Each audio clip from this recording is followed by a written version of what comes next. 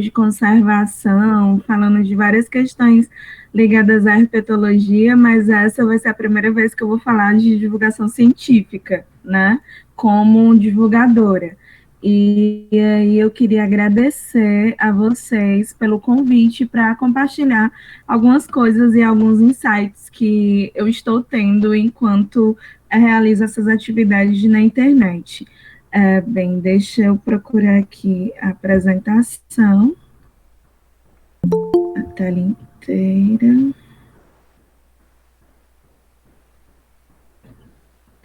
Só um instante.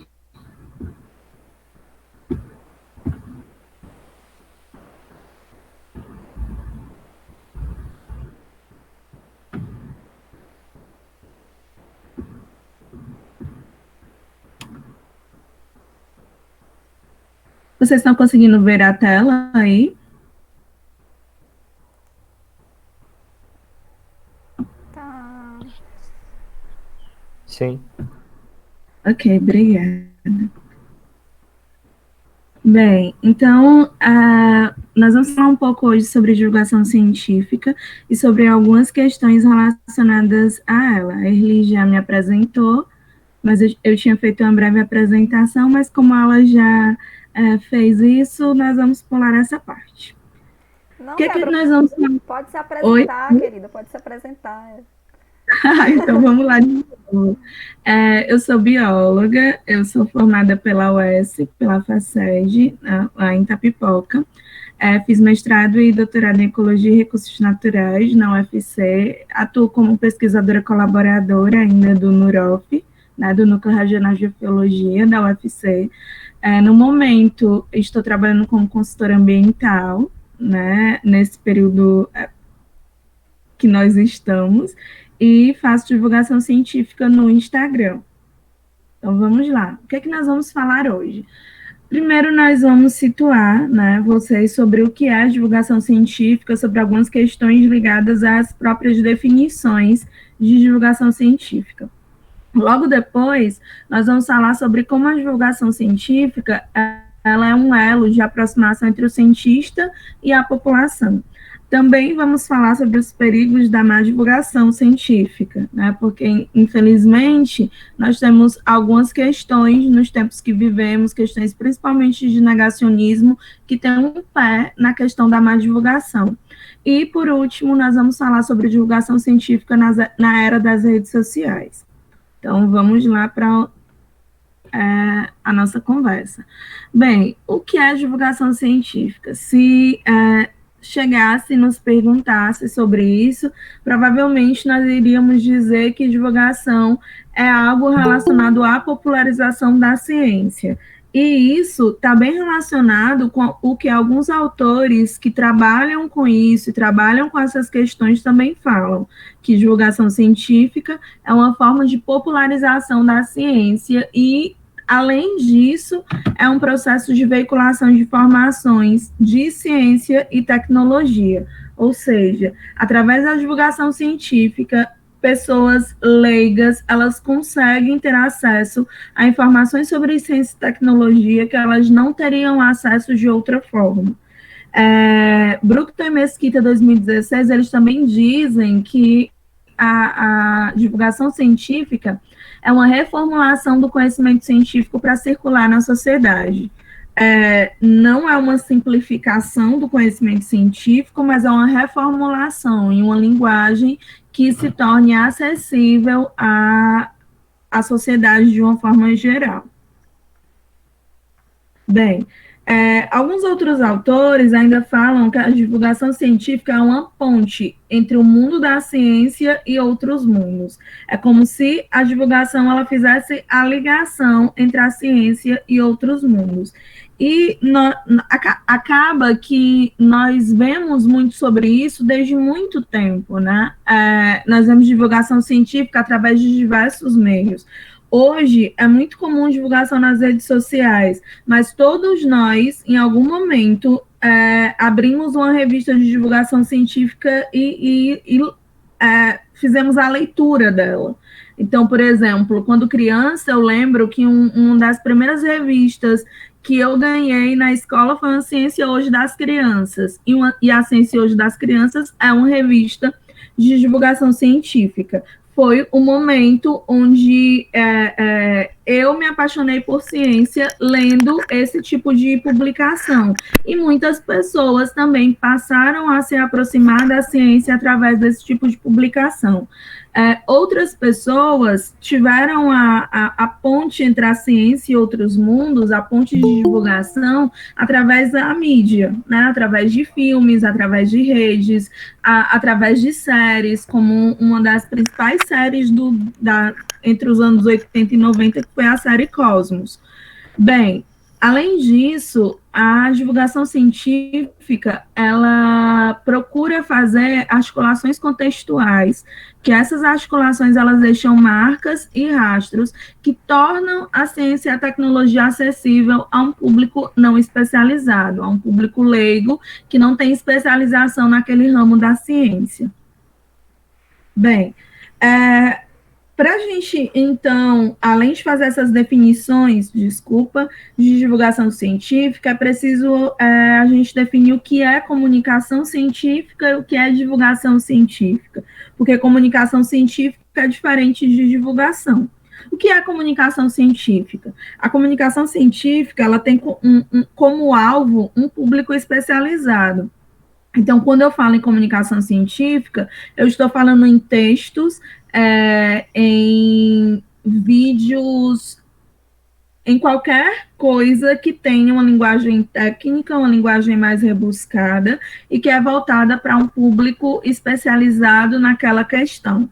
Então, por exemplo, quando você faz um resumo de congresso, você está fazendo uma comunicação científica. Quando você escreve um artigo, você está fazendo uma comunicação científica.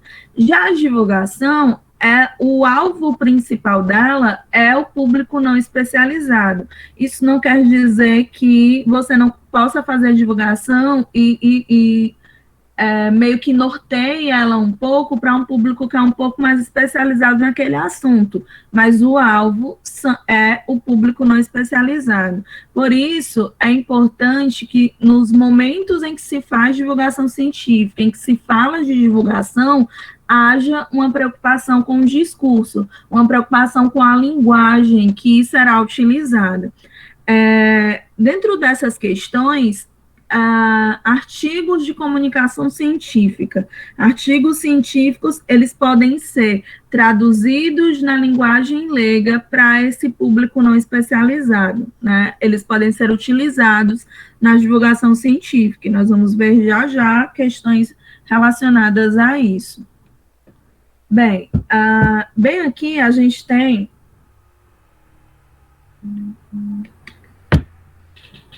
um esquema de Vogt, 2003. Esse esquema, ele fala sobre as 4 questões relacionadas ao processo de comunicação e divulgação da ciência. E aí, primeiro, ele diz que há um processo de produção e difusão da ciência. Ou seja, os cientistas, nesse processo de produção e difusão, eles são tanto os destinadores, eles são os que fazem aquilo, quanto eles são os destinatários, os que recebem. Então, bem aqui a gente tem a questão de comunicação científica, porque o alvo e quem faz são cientistas. Logo, na outra parte eu esqueci o nome dessa forma geométrica, gente, me desculpem, mas quando eu lembrar eu falo o nome, ok? Mas vamos aqui, em 2, a gente tem o ensino de ciência e a formação de cientistas. Nesse caso, os cientistas e os professores, eles destinam informações a todos os níveis de estudantes. Então, nessa segunda parte, nós temos um ensino de ciências, uma formação de cientistas, mas um ensino que é voltado tanto para alunos do ensino infantil, fundamental, médio, até alunos do ensino superior. Então, a gente já tem a ciência sendo levada a um público-alvo um pouco diferente, com linguagens diferenciadas. Em terceiro, a gente tem o ensino para a ciência. E aí, nesse caso, nós temos cientistas, professores, administradores de museus de ciência, que destinam ciência a estudantes e a um público jovem em geral, que não necessariamente é um público envolvido em atividades formais de educação. Então, o ensino para a ciência, ele é mais voltado para questões de atividades não formais de educação científica. E, por último, nós temos a divulgação científica. A divulgação científica que pode ser feita por jornalistas e por cientistas, e ela se destina à sociedade.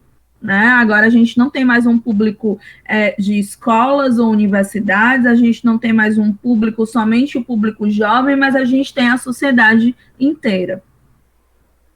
Bem, a divulgação científica, ela é feita tanto por divulgadores que podem ser cientistas ou não, quanto por jornalistas, e esses jornalistas, eles vão ser denominados de jornalistas científicos.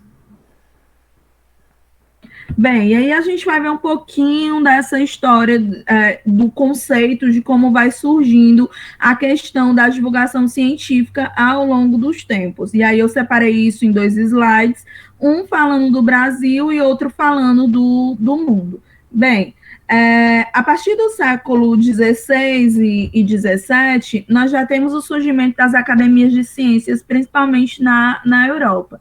Essas academias de ciências eram locais onde os cientistas se reuniam para falar sobre ciência e para compartilhar suas descobertas.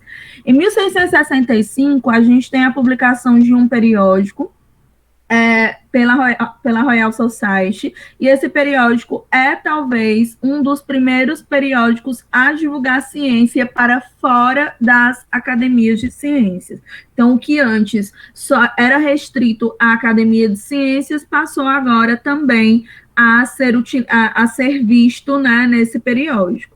No final do século XIX, a gente já começa a ter uma separação entre cientistas e pessoas que não eram cientistas, mas eram interessados em ciência. Então, a partir do final do século XIX, começa a surgir o que nós chamamos hoje em dia de jornalismo científico.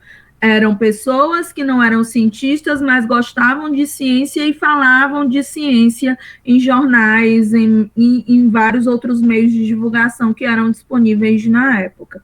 A partir de 1818, surgem várias revistas que podem ser consideradas tanto revistas científicas quanto revistas de divulgação. Então, a gente tem, em 1818, a American Journal of Science, em 1869, a Nature, em 1880, a Science. Com a Primeira e as Segundas Guerras Mundiais, ocorre um aumento enorme do interesse por ciência. No entanto, apesar da sociedade se interessar por ciência, os jornais, né, que eram o principal meio de divulgação científica da época, eles só apresentavam 5% do seu conteúdo relacionado à ciência. Hoje em dia, a porcentagem de conteúdo ocupado por ciência nos jornais, ela também está bem próxima disso, 5%. E no Brasil? No Brasil, no início do século XX, a gente tem um pequeno grupo de idealistas formado por 5 ou 6 pessoas que queriam estruturar as pesquisas no Brasil e realizar a difusão dessas pesquisas, até porque nós não tínhamos até então uma tradição científica muito acentuada no país. Na década de 40, a gente tem José Reis, que é um jornalista científico, né, que faz jornalismo científico. Ele começa a atuar na divulgação científica e ele atua por tanto tempo de uma forma tão forte na divulgação científica que o principal prêmio relacionado à divulgação científica no Brasil recebe o seu nome, que é o Prêmio José Reis, dado pelo CNPq desde 1978, para quem faz divulgação de ciência. Em 1948, nós temos o surgimento da SBPC, da Sociedade Brasileira para o Progresso na Ciência. Quando a SBPC surge, ela passa a incentivar a divulgação de ciência em todo o território brasileiro. E, na década de 80, então, a SBPC cria o que seria a primeira revista de divulgação científica no Brasil, que é a Ciência Hoje. 4 anos depois, ela cria a Ciência Hoje das Crianças, cria primeiro a Ciência Hoje das Crianças apenas como uma parte da revista principal, mas logo depois ela se torna uma revista separada e essa revista passa a ser distribuída, inclusive, nas escolas. E é aí, né, onde muitas pessoas têm acesso à divulgação de ciência. A partir da década de 90, ocorre o surgimento de veículos especializados em divulgação, com editoriais de ciência em jornais, editorial de ciências em revistas, no rádio, na TV, e surge também as propostas dos museus e galerias de ciência, que embora já existissem há algum tempo antes da década de 90, mas eles se multiplicam muito, né, a partir da década de 90. Bem, o que a divulgação científica faz? Basicamente, ela atrai o público leigo, torna o conhecimento científico abrangente e, para isso, ela utiliza recursos. Esses recursos, eles podem ser o material impresso, né, jornais, revistas, os recursos podem ser as emissoras de TV e rádio, como nós temos até hoje, né, inclusive programas que falam sobre ciência. Eu lembro quando eu era criança, passavam vários programas, principalmente no final de semana, falando sobre ciência, inclusive na TV aberta. Os museus e centros de ciência, muitas vezes esses museus e centros de ciência estão vinculados a universidades ou institutos de pesquisa. E, por último, nós temos a divulgação científica sendo feita em redes sociais. Bem, o universo da divulgação científica, ele é muito amplo. Capozoli, ele diz que o universo da divulgação é tão amplo quanto o cosmo, que é, em última instância, a razão de ser, né, da divulgação, falar sobre ciência em todos os aspectos. Bem, quais são as funções da divulgação científica?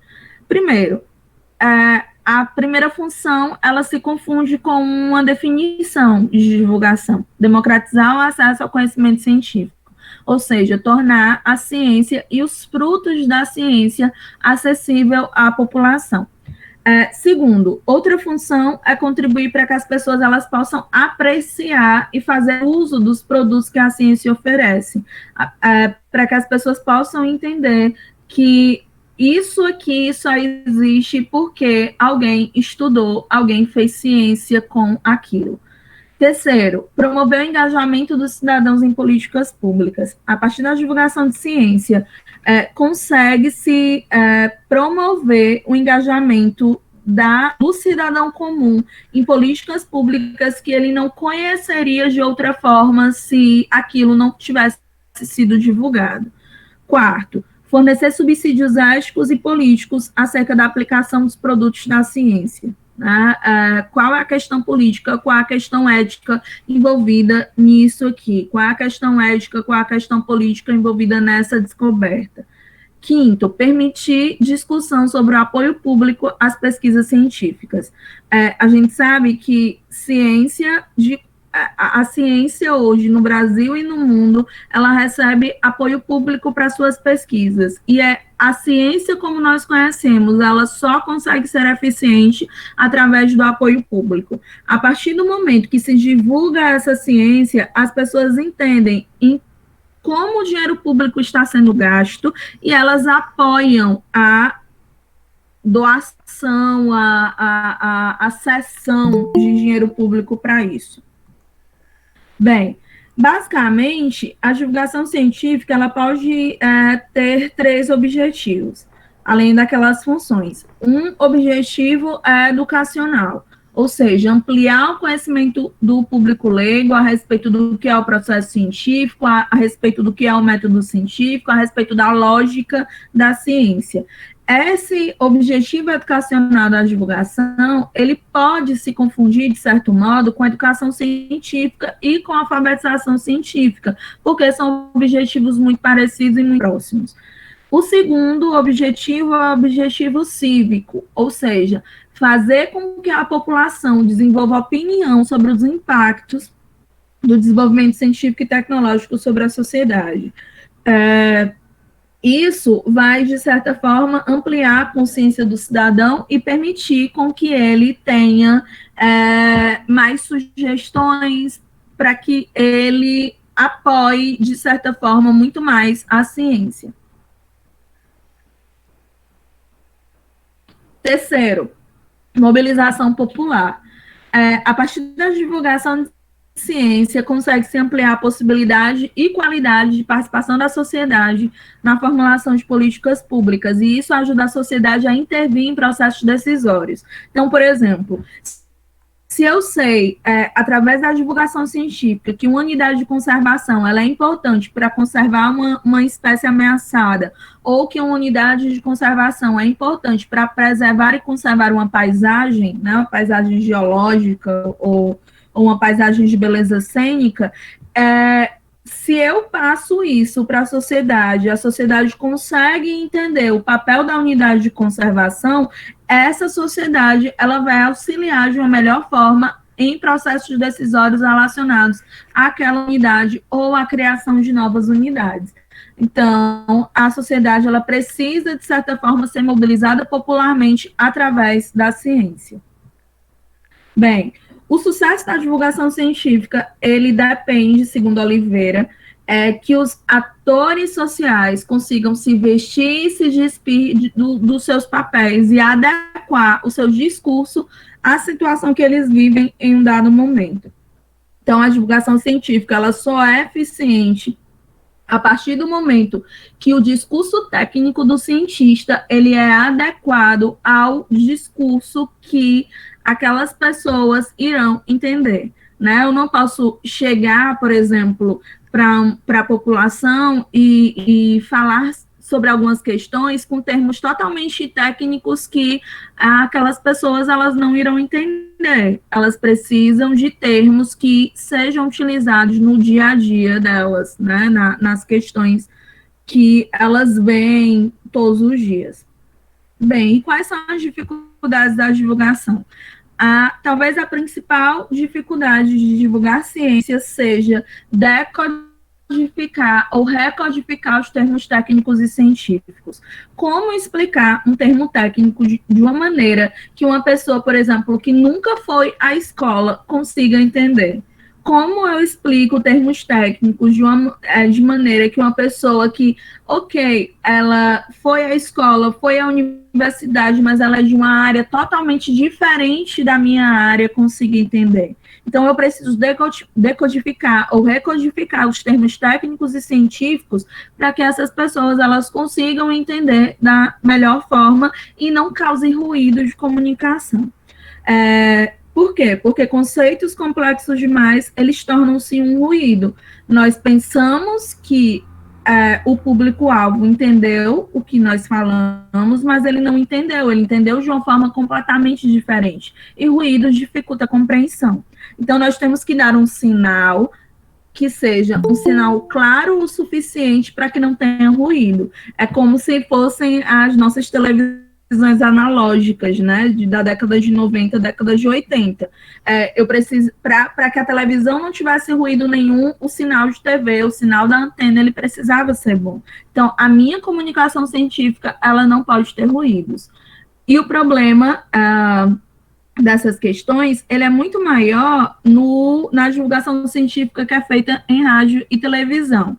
Por quê? Porque um vídeo no YouTube, se a pessoa não entende, ela consegue voltar e assistir quantas vezes forem necessárias até que ela consiga entender de alguma forma aquilo que ela está vendo. Mas uma transmissão de rádio e TV, ela não consegue, você não consegue dar pausa, você não consegue voltar. Então, é algo que é falado uma única vez e os telespectadores precisam entender aquilo aquela única vez. Bem, de certa forma, a divulgação científica ela é uma aproximação entre o cientista e a população. ela ajuda nesse processo, então ela exerce um papel fundamental na construção da imagem pública da ciência, porque ela está aqui no meio, né, fazendo a ponte, e ela ajuda as pessoas a terem uma representação do cientista diferente. Porque você já parou para pensar quais são as formas de representação do cientista que são dadas pela grande mídia? Eu dei a disciplina de Fundamentos e Filosofia da Ciência na UES, se eu não me engano, a última vez, 2018-2. E na época, eu lembro que em uma das aulas, para falar sobre a questão da natureza da ciência e da questão da imagem do cientista, eu pesquisei no Google cientista. E aparecia sempre a mesma imagem, né? Sempre o mesmo formato de pessoa.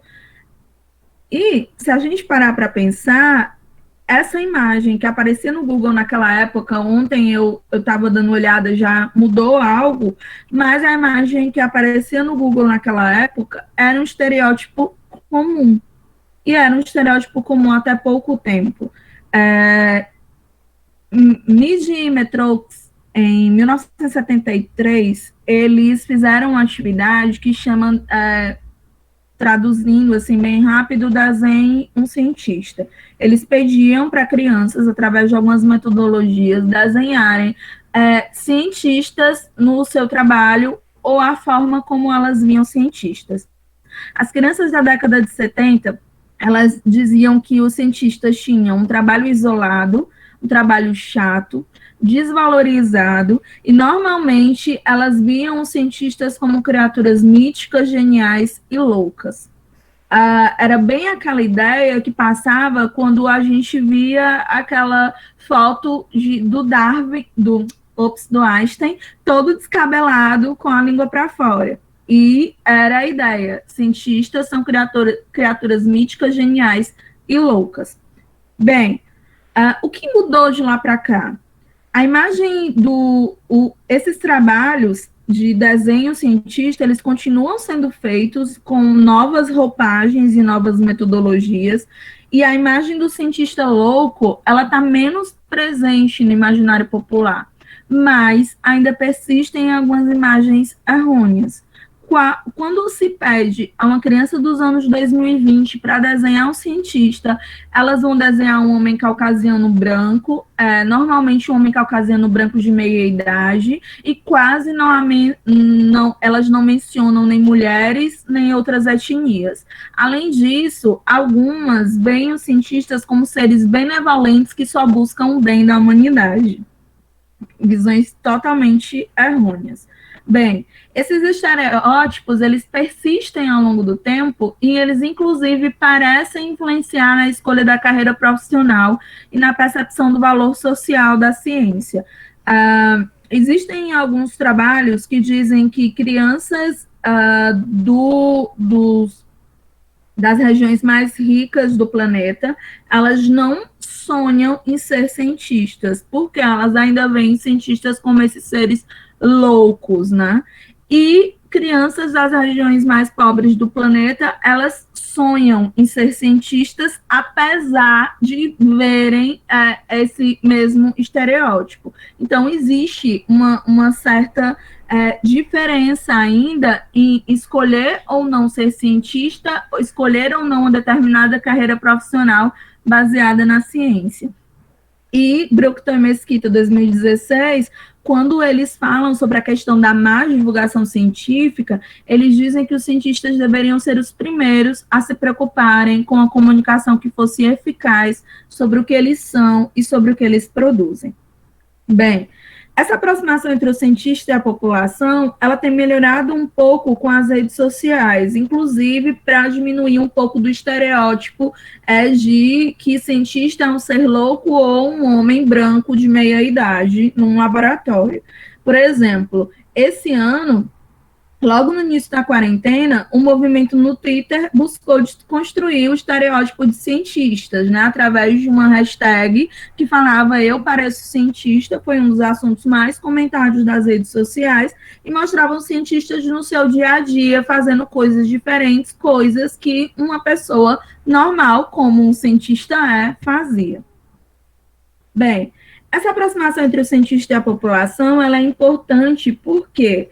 Porque, basicamente, onde a população, de um modo geral, vê e ouve sobre ciência? Na escola. Né? A sala de aula, ela é o principal local onde se ouve e fala-se de ciência. Além da sala de aula, os livros didáticos. E depois de tudo isso, vem a divulgação científica, seja em jornal, revista, TV ou redes sociais. Então, essas são as três principais formas de se obter conhecimento em ciência. Se essa forma de se obter conhecimento ela vem logo depois de salas de aula e livros didáticos, ela é extremamente importante. E ela precisa, né, de certa forma, passar a ser utilizada.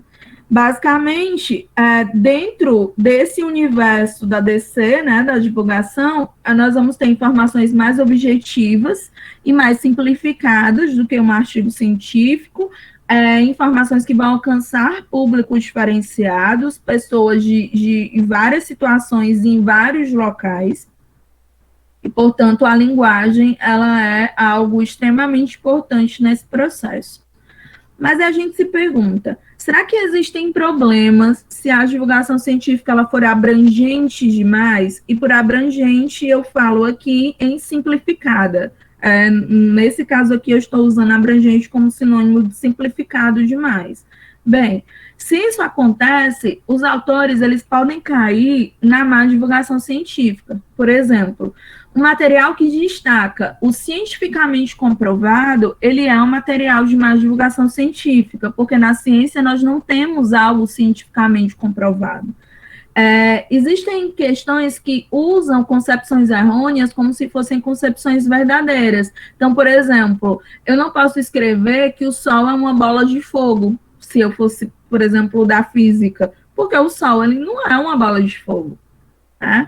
Essas concepções errôneas, elas acabam sendo tomadas como verdadeiras, principalmente pela forma da linguagem, como ela foi utilizada. Por exemplo, várias ilustrações em vários momentos utilizaram, principalmente na Super Interessante, que é uma revista teoricamente de divulgação, utilizaram linguagens que parecia que estavam dizendo que o homem veio do macaco. Mas a teoria da evolução não diz isso.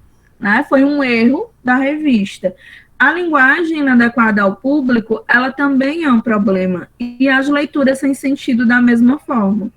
Bem, a linguagem, ela tem, como eu já falei diversas vezes aqui hoje, ela tem um papel fundamental na produção textual da divulgação científica. Então, a gente tem um desafio de tornar essa linguagem adequada. Mas como que nós tornamos essa linguagem adequada sem perder o rigor ou sem induzir a erros? Como tornar atraente algo cuja validade, cujo reconhecimento exigem um conjunto de conhecimentos que esses conhecimentos são distantes do público comum, do cidadão comum. Como fazer isso? São reflexões que nós precisamos fazer. Bem, se a gente pensa na divulgação científica de jornais e revistas, nós vamos ter questões relacionadas aos valores de notícia e aos valores de venda. O que é o valor notícia em um jornal, uma revista ou na TV? O valor notícia, ele está associado a todas as questões que podem virar notícia. Aconteceu isso aqui, que legal, isso pode virar uma notícia. Mas existe o valor de venda. Ou seja, será que essa notícia, ela vai me dar retorno? Isso aqui pode virar notícia, mas isso vai me dar ou não? Normalmente, em jornais, revistas e TV, o valor de venda, ele pesa mais do que o valor notícia.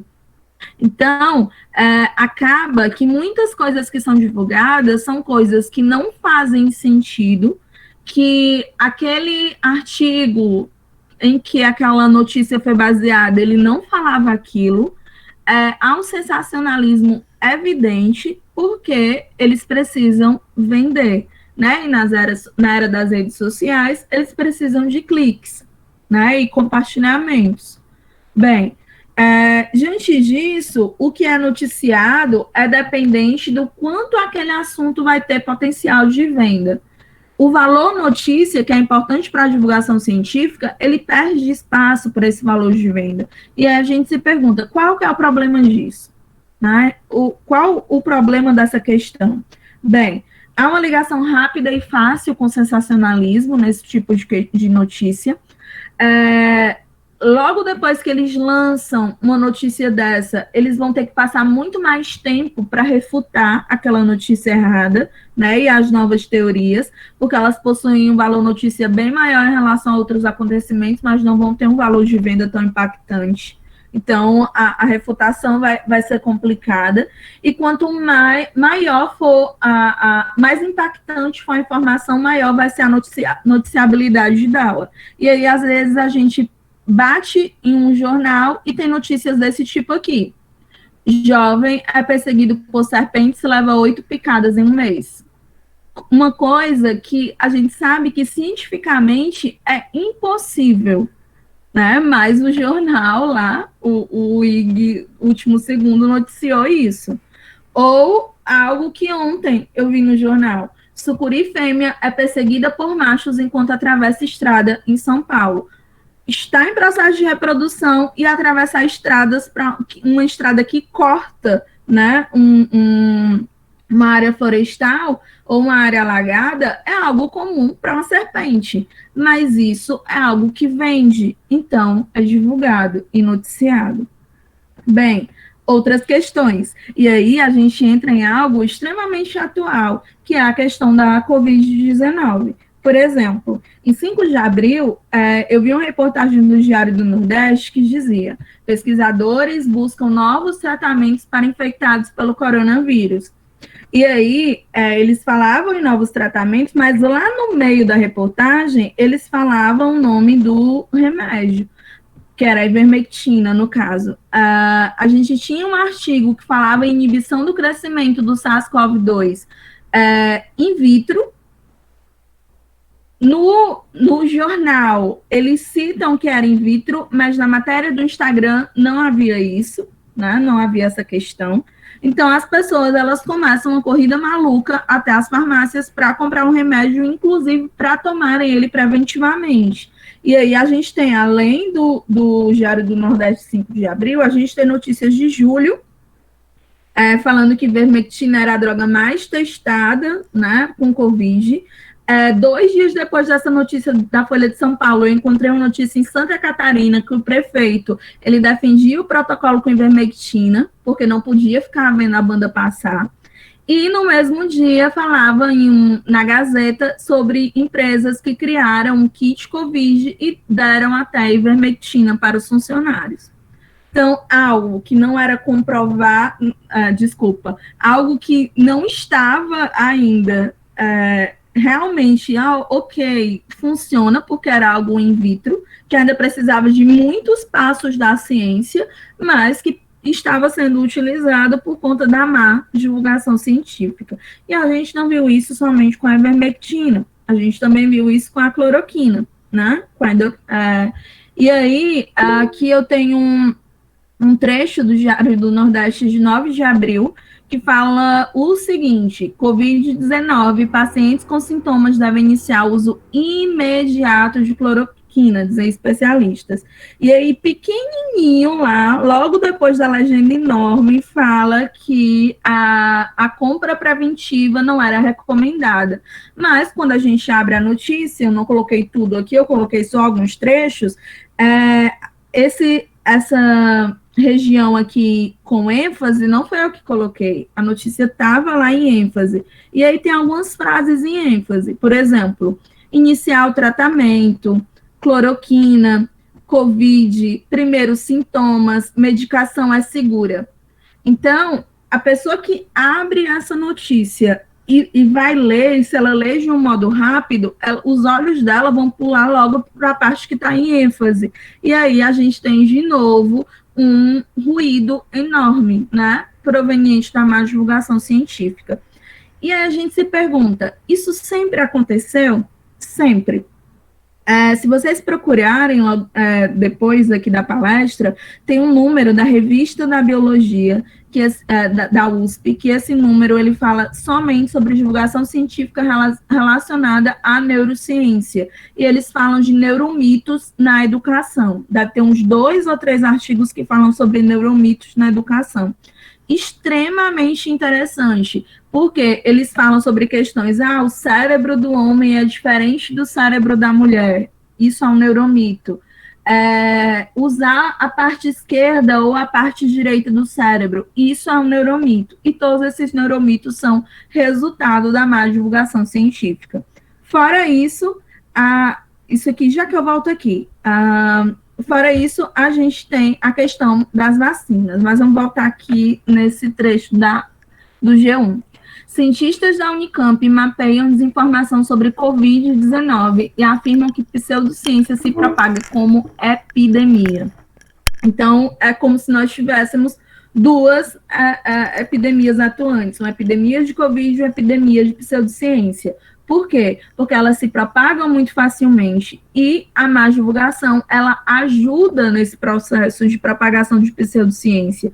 Inclusive, um editorial do The Lancet, ele fala que nós só teríamos sucesso na questão do tratamento e na questão de noticiar questões ligadas à Covid-19 se a ciência, ela fosse utilizada, a divulgação científica, ela fosse utilizada como uma arma pela ciência. Né, que eles falavam que isso era a nossa melhor arma que nós poderíamos ter. Bem, então voltando aqui para os perigos da má divulgação, a gente tem um exemplo que circula até hoje, que surgiu há mais de 20 anos e continua sendo utilizado, que foi a questão dos antivacinas. Em 1998, no Reino Unido, esse médico, Andrew Wakefield, ele divulgou um relatório falando que 12 crianças teriam desenvolvido autismo após receber uma vacina contra cachumba, rubéola, se eu não me engano, sarampo.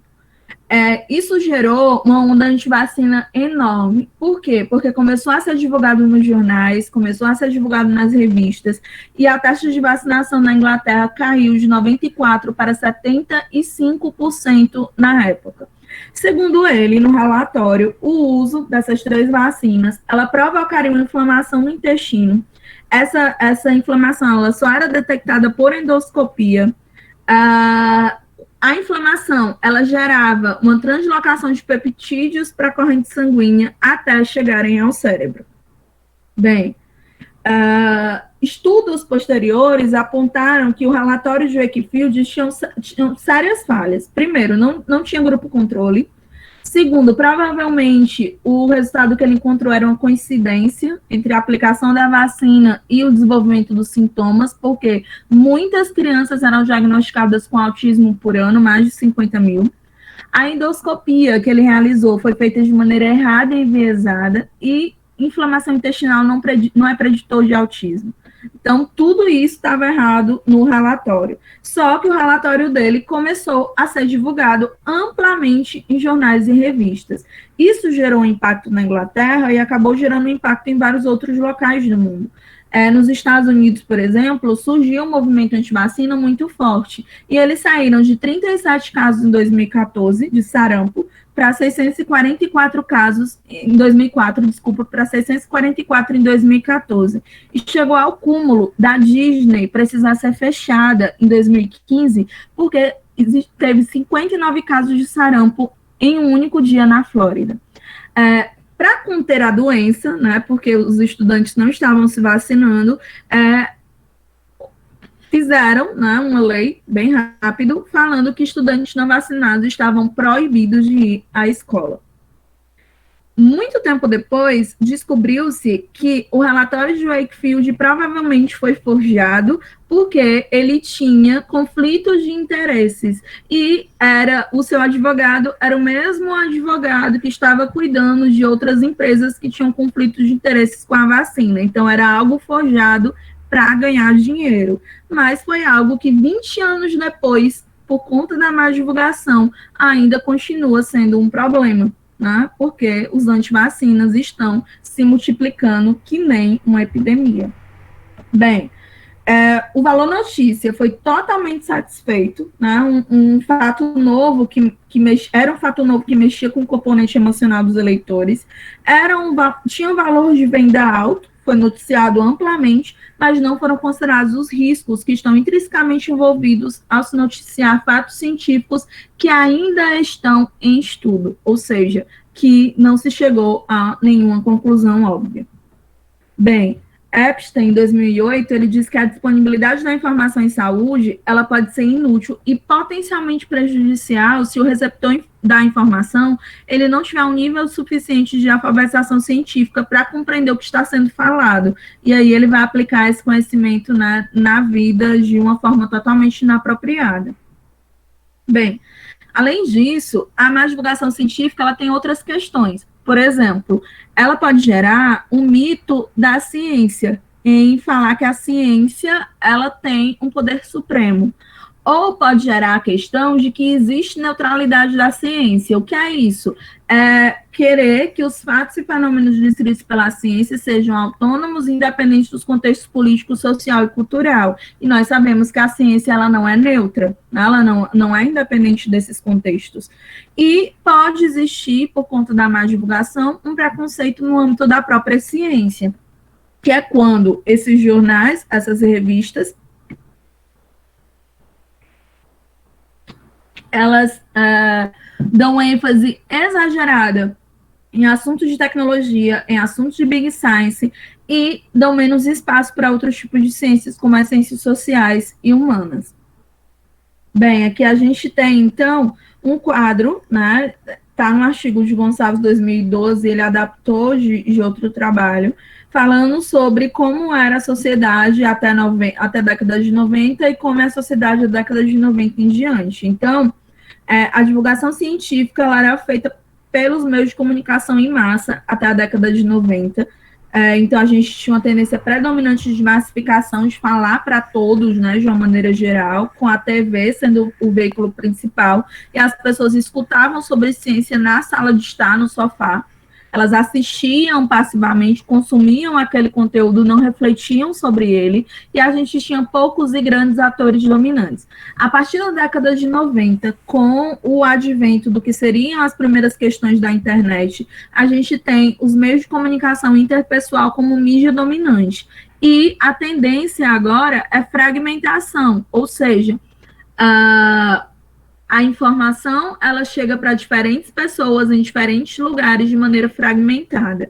E o veículo principal é a internet, né, a web. Se o veículo principal é a internet, em qualquer lugar você escuta sobre ciência e aprende sobre ciência. E você também consegue participar, interagir e criar conteúdo. Por exemplo, se um divulgador científico publicar algo no Instagram, você pode comentar, falar com ele, pode mandar mensagens, né, para conversar com ele. E os atores dominantes são milhares, e alguns também pequenos em rede. Bem, os cientistas, na era das redes sociais, eles precisam se apropriar do processo de divulgação. Nós não podemos mais deixar a ciência ser divulgada apenas por grandes jornais, por grandes revistas, por jornalistas científicos. A ciência, ela também precisa ser divulgada pelo cientista, mas nós temos que ter o cuidado na transposição, né? O mesmo cuidado na transposição do texto acadêmico para o não acadêmico, para não gerar ruído. E a ciência, ela não pode ser pensada com a lógica do mercado de notícias, né? A ciência, ela precisa ser divulgada amplamente. Os autores de divulgação científica nesse sentido, eles não fazem uma simplificação da ciência, eles fazem uma adaptação de linguagem. É basicamente isso. E é preciso refletir, então, sobre as intenções e os impactos do que vai ser dito e reconhecer a importância do impacto do que se divulga. Por exemplo, as redes sociais, elas precisam ser levadas a sério nesse processo de divulgação. Por que elas muitas vezes não são levadas a sério? Por conta das suas características. As redes sociais, elas são informais, elas têm uma certa intimidade, elas têm uma instantaneidade das mensagens. E aí muitas pessoas não gostam dessas características para divulgar ciência, inclusive acham estranho quem divulga ciência nas redes sociais. E aí a gente se pergunta, mas será que elas, né, será que as redes sociais são espaços de pouco valor profissional? Antes das redes sociais, e aí é importante a gente frisar isso, os cientistas que faziam divulgação, eles também eram pouco valorizados. E isso é um processo que foi chamado de saganização, por conta do Sagan. Por quê? Porque lá nos Estados Unidos, o Sagan, ele não conseguiu se tornar membro da Academia Norte-Americana de Ciências, porque a atuação dele como popularizador da ciência se sobressaiu a atuação dele como cientista. Existia preconceito contra ele, porque ele popularizava a ciência, porque existiam pessoas dentro da comunidade científica que achavam que ciência era algo que teria que estar restrito aos pares, né? Teria que estar restrito à comunidade científica. E será que isso é passado? Infelizmente, não. A gente tem um exemplo da Samantha Yamin, do Science.sun. Ela tem mais de 70 mil seguidores no Instagram, fora as outras redes sociais. Ela compartilha nessas suas redes sociais imagens do cotidiano de pesquisa. Ela é uma neurocientista que pesquisa neurônios e células-tronco. No Instagram, ela incentiva garotas a seguirem a carreira acadêmica, mas em um editorial da Science, ela foi criticada por uma colega da mesma universidade, porque, segundo a colega, a Samantha reforçava o estereótipo de cientistas que são mulheres bonitas e bem vestidas. E no editorial, a colega falava que a Samantha estava perdendo muito tempo nas redes sociais e ela deveria aproveitar melhor o tempo dela com dedicação exclusiva à pesquisa. Então, o lugar da Samantha não era as redes sociais, segundo a colega de departamento. Bem, a atual desinformação nas redes, ela só enfatiza que o lugar do cientista são as redes sociais. Ela enfatiza a importância da divulgação científica feita por cientistas. Por quê? Porque nós precisamos de canais de comunicação com a população. Então, os pesquisadores que divulgam o seu trabalho, eles precisam ser reconhecidos e incentivados pelas suas instituições. E as redes sociais, elas são, então, um meio, né, de contato direto entre cientistas e a sociedade. As redes sociais digitais, elas vão unir comunidades de interesse comum, e aí, para isso, elas precisam de transformação de conhecimento especializado, de descentralização do saber e de potencializar a cidadania. Elas podem ser utilizadas para isso. Bem, em um mundo, né, altamente conectado, divulgar ciência significa também utilizar essas ferramentas disponíveis no universo digital. Então, não basta hoje que nós façamos ciência, é preciso dizer que nós estamos fazendo ciência, é preciso mostrar o que nós estamos publicando, para que as pessoas entendam por que fulano ganha uma bolsa para estudar sapos. Tá? Já me falaram isso, por que tu ganha dinheiro para estudar sapo? Então, as redes sociais, elas são um local para nós falarmos a ciência que nós estamos fazendo e fazer as pessoas entenderem por que nós, né, ganhamos uma bolsa para estudar sapos. Existe um Instagram chamado Scientist Selfies, e eles dão, né, os autores dessa página, eles dão algumas dicas para quem quer divulgar a ciência nas redes sociais. E eles dizem, primeiro, invista em conteúdos originais, né? Estude, passe tempo lendo, passe tempo refletindo sobre as questões que você vai publicar, para que você publique conteúdos originais. Fotos criativas em ambientes instigantes e com boas legendas são fotos que chamam a atenção. Além disso, eles dizem que publicar fotos com pessoas, mesmo que as pesquisas não as envolvam diretamente, é importante, porque as histórias sobre pesquisa, elas também são histórias sobre indivíduos. As pessoas, elas querem entender quem é o cientista por trás daquela página, ou quem são os cientistas, né, no caso de grupos de pesquisa, por trás daquelas páginas. Quando há um tema muito complexo, é importante que se use analogias, mas se use analogias de um modo que a pessoa entenda o que é o análogo e o que é o real. Outra coisa, para eles, resumir um artigo usando fotos e vídeos no Instagram ou uma série de tweets no Twitter funciona muito melhor do que eu apenas postar o link do artigo na rede social. né? As pessoas elas não vão clicar no link, é preciso que você explique o que está falando. Outra questão, exclusividade. Destacar aspectos fundamentais da pesquisa ou do evento científico de maneira atrativa e criativa vai atrair pessoas na rede social. No caso de universidades e grupos de pesquisa, é importante também ter qualidade, ou seja, falar sobre o diferencial e o nível de excelência daquela instituição ou daquele grupo de pesquisa sobre o que torna eles melhor. Bem, segundo o Sagan, nossa tarefa hoje não é apenas treinar mais cientistas, mas também aprofundar a compreensão pública da ciência. Né? O público, as pessoas ao nosso redor, elas precisam entender o que é ciência e como se faz ciência. Bem, essas são algumas referências que eu utilizei na apresentação e obrigada. Aqui eu deixei o meu e-mail e o meu Instagram, lá onde eu faço divulgação científica. Muito obrigada, Débora.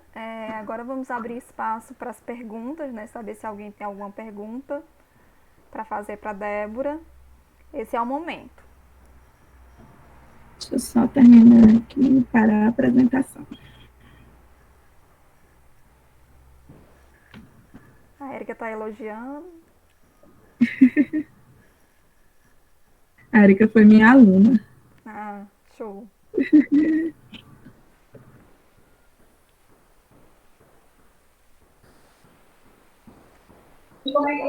Se os demais da turma não tiver, eu tenho, viu? Tá, eu também quero me inscrever, viu? Tem gente participando aí no chat. Só agradecendo aqui a participação da Débora aí, essa ótima apresentação. Você vai primeiro, Ismael, fazer a pergunta ou posso ir?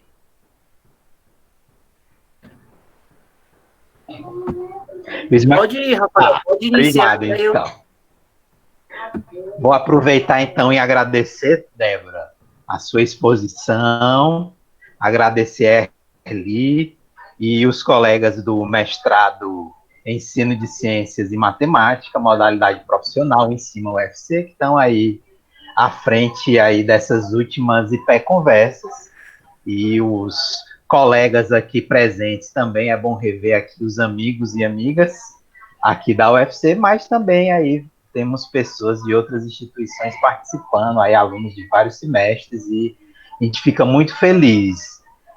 Débora, esse seu trabalho que você apresentou, eu queria destacar, então, assim, essa relação entre a produção do conhecimento científico, feita aí pelos cientistas, né, em especial aqui, puxando a sardinha para o nosso lado, como se diz, os biólogos, né, e as biólogas, mas o cientista no geral, e a importância desse conhecimento ele chegar, então, aí para a população como um todo.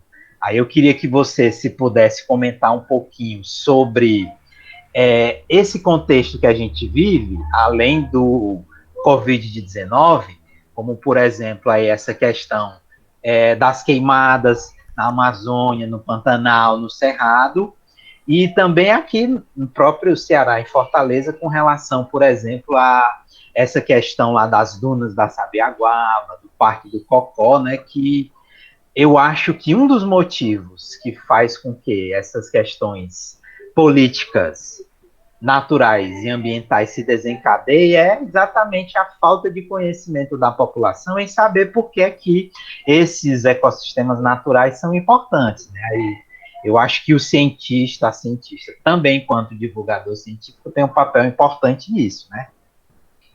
Obrigado.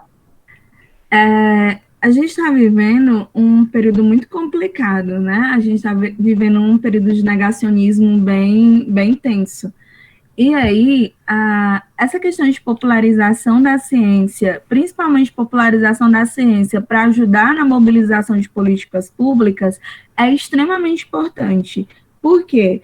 Porque a partir do momento que as pessoas entendem, elas vão querer conservar mais, elas vão querer auxiliar nesses processos de preservação. Por exemplo, a gente escuta muitas histórias de eu matava essa espécie de com cobra é bem comum. Matava essa espécie de serpente, mas aí eu sei agora que ela é importante e eu não mato mais. Né? Por quê? Porque alguém, né, de certa forma, falou qual era a importância desses organismos para aquela pessoa. E isso, de certa forma, auxiliou ele nesse processo de mudança de pensamento, né, de mudança de paradigma. E aí, eu acho bem interessante isso com respeito às queimadas, porque na semana que estava bem crítico essa história dos incêndios no Pantanal, eu estava em campo em uma área de Caatinga aqui. E aí, o campo é bem complicado, mas num dos tempinhos que eu tive, eu fiz uma postagem bem rápida falando sobre serviços ecossistêmicos e como os incêndios, eles acabavam impactando os serviços que os ecossistemas ofereciam para a gente. E foi um dos posts no meu Instagram mais compartilhados, assim, compartilhados por pessoas que não são biólogos, por pessoas que não são de dentro da universidade, por pessoas comuns, e, inclusive chegou em pessoas que me mandaram mensagem: olha, Débora, eu não sabia disso, eu queria saber mais, eu queria marcar uma palestra para conversar. Então, a única maneira que a gente tem de ajudar nesses processos, até mesmo de longe, é falando sobre ciência e falando numa linguagem que as pessoas entendam. Né? Porque não adianta de jeito nenhum eu chegar falando numa linguagem que eu uso lá dentro da universidade, se uma pessoa que nunca escutou sobre aquilo, ela não vai entender nunca. Né? Ela não vai saber o que é.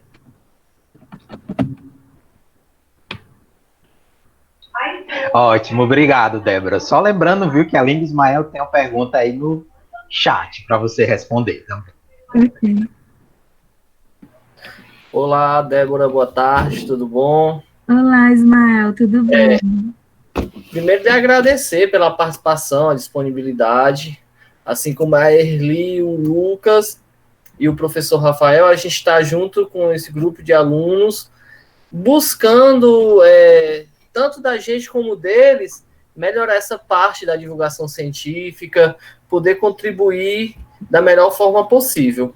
E aí, essa aqui já é a nossa segunda conversa que a gente faz com eles, e acho que a gente foi muito feliz na sua escolha. Obrigada. Se você puder, ou você quer que eu leia a pergunta que já tem no chat, aí depois eu faço as minhas. Pode ler. Pronto, é a pergunta da Ana Vitória Santos. Ela perguntou qual é a dica que você daria para quem quer iniciar a fazer a divulgação científica desde o início da universidade. Tá. A primeira coisa, escolha o nicho que você quer divulgar a ciência. Né? Quando eu falo escolher o nicho, é escolher quem vai ser o público-alvo e sobre quais principais assuntos eu vou falar. Escolhido o nicho, escolhido o público-alvo sobre quais assuntos você vai querer falar, é extremamente necessário ler sobre o assunto. Porque um grande problema de fazer divulgação científica é quando existem pessoas que querem fazer divulgação científica baseada apenas no jornalismo científico, baseado apenas, por exemplo, em notícias e informações que se vê em jornais e revistas. Se você vai fazer divulgação científica, você precisa ir até a fonte original. Então, se eu quero falar sobre reprodução de anfíbios, eu não vou procurar isso no jornal daqui que disse, eles estão reproduzindo muito, vamos jogar sal nos sapos. Eu vou procurar falar sobre reprodução deles pegando em um artigo. Terceiro, né? Estabelecer a linguagem. Ok, eu já sei qual é o meu nicho, eu já estudei, eu já conheço aquele assunto, então eu vou começar a ver qual linguagem eu vou utilizar que seja própria para o meu nicho específico. Fazendo essas três coisas, eu acho que já é um pontapé inicial muito grande, assim, enorme. Acredito que o segredo é estudar muito sobre os assuntos que você quer e estudar muito sobre a questão da divulgação, né? A questão de como fazer uma melhor divulgação, como gerar uma divulgação sem ruídos. É algo extremamente eficaz, extremamente eficiente. E hoje a gente já tem muita espelho, assim, sabe, para seguir, porque a gente tem muitos canais no YouTube, principalmente do Science Vlogs. A gente tem pessoas que saíram de dentro da UFC, que fizeram ciências biológicas na UFC e que hoje são alguns dos melhores divulgadores científicos do país. A gente tem muitos canais no YouTube que a gente pode olhar e dizer, olha que interessante, eu posso seguir esse caminho, fazer dessa maneira. Então, além de estudar, além de ver todas aquelas questões, a gente também tem que se basear em pessoas e ver como eles fazem e ver quais são os casos de sucesso, né, para poder fazer igual ou parecido. Basicamente é isso. Ok, será que respondeu a pergunta da nossa amiga, Ana Vitória? Respondeu. Débora, durante a sua apresentação, me surgiu assim, uma dúvida, eu não sei se você falou bem no início e eu que não prestei atenção.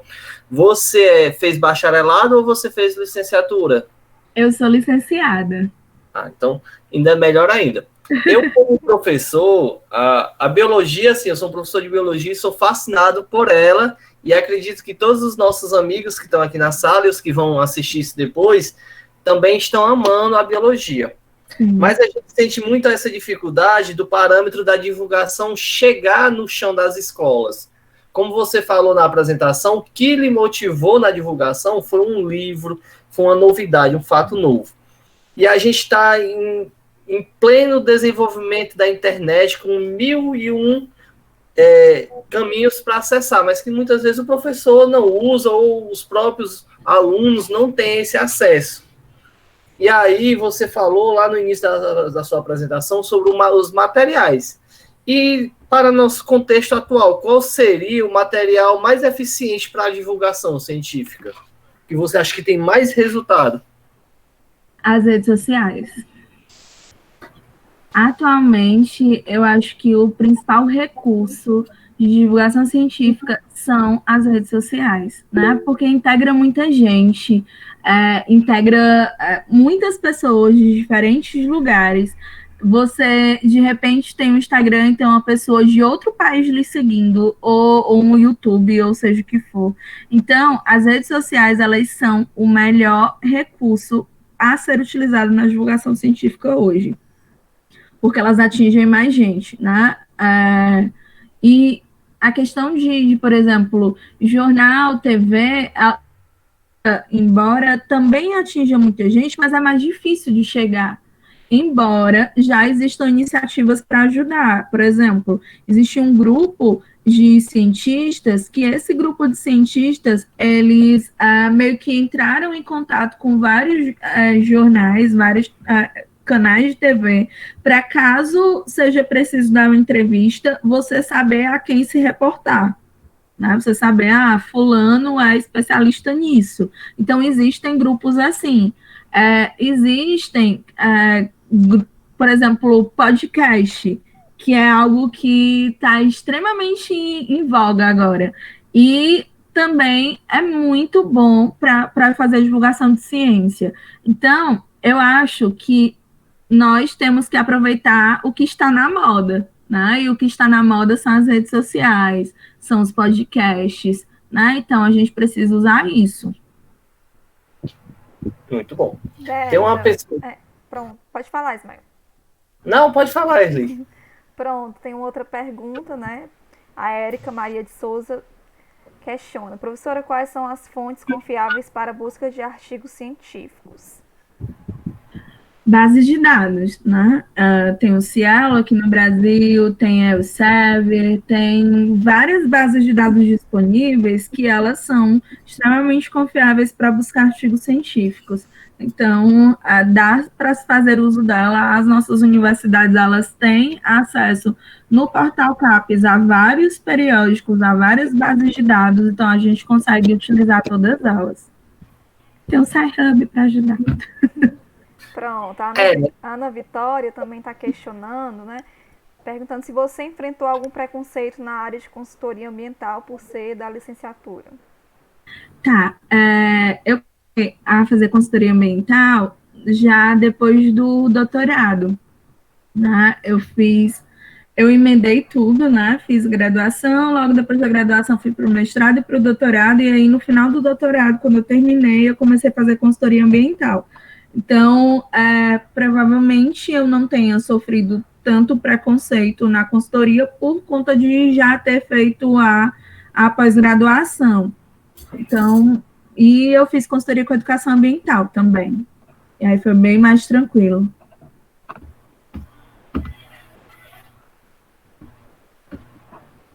pronto. É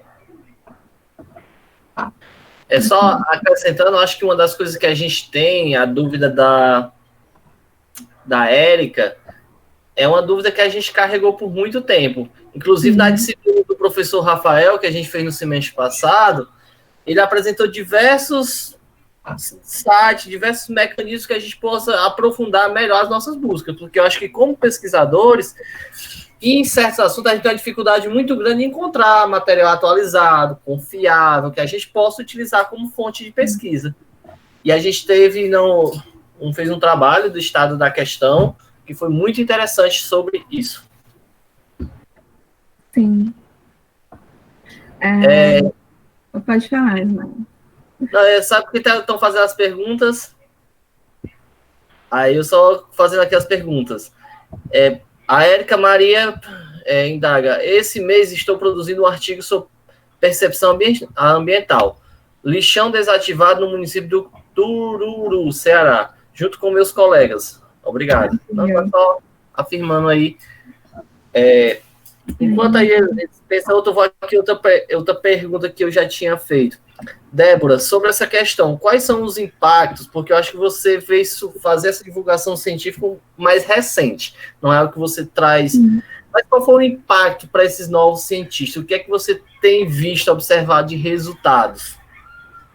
Tá, vamos lá. Basicamente, eu comecei a fazer divulgação, acho que ano passado.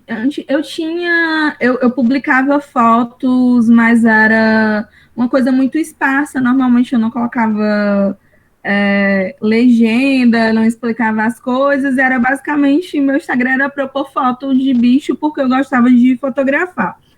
Então, ano passado eu comecei a pensar, não, dá para aliar, né? Dá para aliar fotografia com divulgação. E aí eu comecei, e aí com a pandemia isso se intensificou muito. E aí, observando essas questões na divulgação e observando as pessoas com que eu costumo conversar e que eu recebo mensagem, eu noto, e isso eu notei até mesmo nos meus alunos da licenciatura, que há muito mais indagação, sabe? Há muito mais perguntas, as pessoas, elas estão refletindo mais sobre as questões e elas têm acesso a muitas coisas. Então, algo que antes era muito restrito, eles agora têm um mundo de informações em vários locais. Então, para a formação delas, né, para a formação deles, é extremamente eficiente, extremamente bom, porque eles vão ter acesso a muito mais coisas do que nós tínhamos na nossa época. Por exemplo, na minha época da graduação, embora, né, já existisse o acesso à internet, mas ele era muito mais complicado do que hoje. Então, basicamente, eu tinha livros. Se eu voltar mais na minha época do ensino fundamental, se eu quisesse fazer uma pesquisa na escola, eu tinha que fazer uma pesquisa no Barça, né, que era aquela enciclopédia enorme. E hoje todos têm acesso a um mundo de informações e a um mundo de coisas. Só precisa saber como, né, vai usar essa informação. A Mayara está perguntando se você já deu alguma palestra no IFCE. Eu não lembro se eu dei palestra no Instituto, mas é porque eu sou amiga de um dos professores dela, praticamente todos, acho que por isso que ela disse que lembra de mim de algum lugar.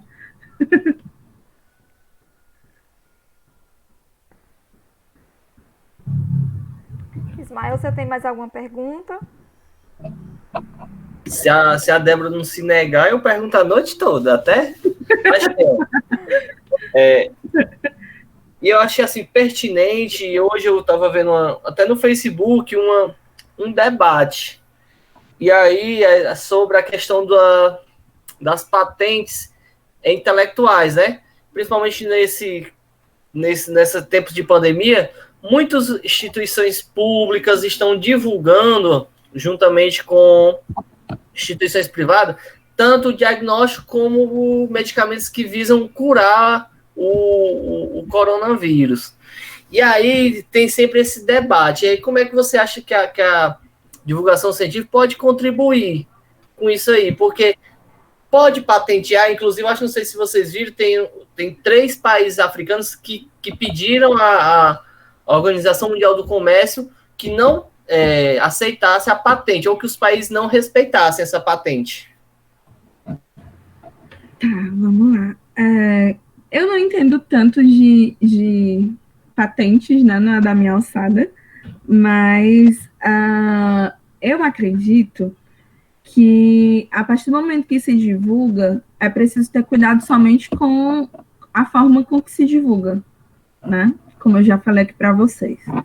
Então, normalmente, quando eles falam, olha, fulano, vamos divulgar aqui uma patente disso, é meio que para as pessoas entenderem que aquilo já está sendo estudado, sei lá, para colocar o pé em cima. Mas eu acho, isso é a minha opinião pessoal, porque realmente, como eu falei, eu não entendo tanto de patentes. Eu acho que, em casos de doenças de saúde pública, elas não deveriam existir. Porque isso provavelmente pode tornar os remédios mais caros e essas questões.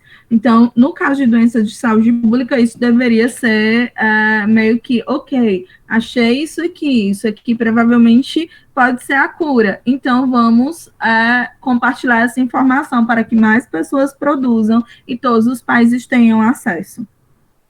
Então, essa é a minha opinião pessoal com respeito a isso. Pronto, a Ana Vitória disse que adora suas publicações no Instagram, né? Porque ajudou ela a convencer o povo da casa dela a não jogar sal nos sapos. Que legal. Então é isso, gente. Se ninguém tiver mais perguntas, a gente vai encerrar. Acredito que a Débora já está um pouco cansada, já estamos aí quase 1h30, né? E agradecer bastante a todo mundo aí que está participando, o pessoal da IPEC 1, a Ana Vitória, que é sempre tão participativa em todas as atividades que a gente propõe. Parabéns, Ana. Muito obrigada. E agradecer a Débora por ter aceito o convite, né? A Débora é sempre muito prestativa. Já tinha convidado ela para outros eventos, mas infelizmente não deu certo, né? Mas dessa vez, finalmente, eu pude tê-la aqui comigo. Muito obrigada, Débora. E continue divulgando. Muito, muito obrigada, gente. Foi ótima a tarde com vocês e a conversa.